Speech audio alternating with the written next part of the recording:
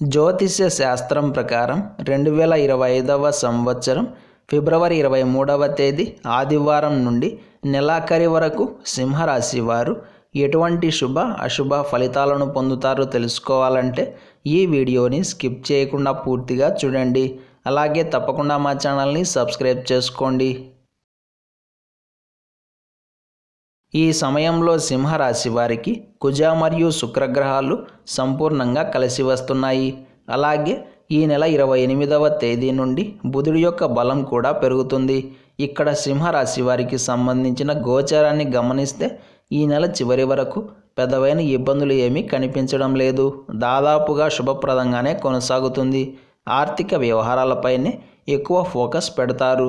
రావాల్సిన రాబడిని అందుకునే ప్రయత్నం చేస్తారు. పెండింగ్లో ఉన్న అన్ని పనులను సకాలంలో పూర్తి చేయడానికి గాను మీ శాయశక్తుల శక్తివంచన లేకుండా కృషి చేస్తారు.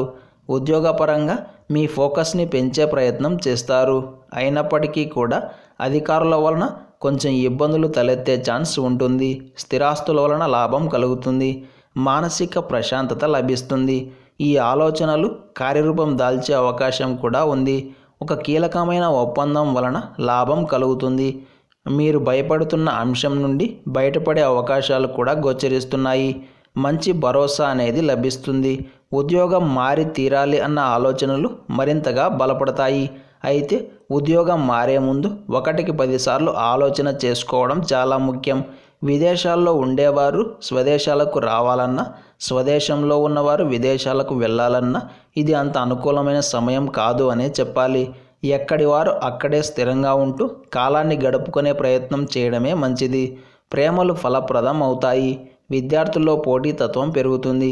అలాగే మంచి సక్సెస్ని కూడా అందుకుంటారు. క్రయ విక్రయాల మీద ఎక్కువ ఫోకస్ చేస్తారు. ఇంటిని అందంగా అలంకరించుకునే ప్రయత్నం చేస్తారు. ఒక క్రమబద్ధమైన ఆధ్యాత్మిక సాధనకు శ్రీకారం చుడతారు. సంతానం వలన మానసిక ప్రశాంతత లభిస్తుంది. మొత్తం మీద సింహరాశి వారికి దాదాపుగా యోగదాయకంగానే ఉంటుంది. ఇక సింహరాశి వారు ఈ సమయంలో అర్జునకృత దుర్గా స్తోత్రాన్ని అనునిత్యం పారాయణం చేస్తే కనుక మరిన్ని శుభ ఫలితాలను పొందగలుగుతారు.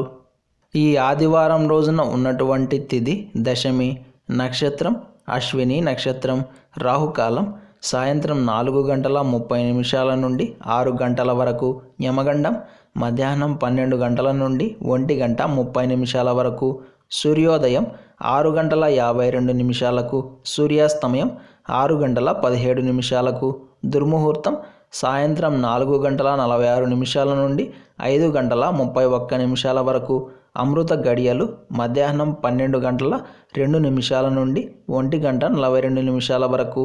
ఈ రోజంతా శుభప్రదంగా సాగడానికి రామాలయ దర్శనం చేసుకొని తీర్థ ప్రసాదాలు స్వీకరించిన తరువాత దినచర్యను ప్రారంభం చేయండి.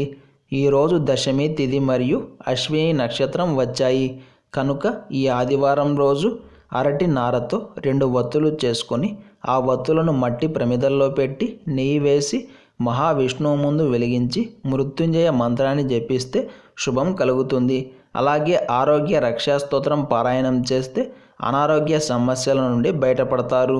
ఈరోజు అశ్విని నక్షత్రం ఉన్న కారణం చేత ఆరోగ్య రక్షా స్తోత్రాన్ని పారాయణం చేస్తే మనకు ఉన్న అనారోగ్య సమస్యల నుండి బయటపడే మార్గం కనబడుతుంది. ఒకవేళ ఇలా చేయడం కుదరని వారు కనీసం కాస్త ఉప్పును నీటిలో వేసుకొని స్నానం చేయండి. అంతా శుభమే కలుగుతుంది. ఈరోజు మనమంతా ఓం శ్రీ లక్ష్మీ నారాయణాయ నమః అనే మంత్రాన్ని పదే పదే జపిస్తూ ఉండాలి. ఇలాంటి సమాచారం ప్రతిరోజు మీకు వీడియో రూపంలో అందాలంటే వెంటనే మా ఛానల్ని సబ్స్క్రైబ్ చేయండి.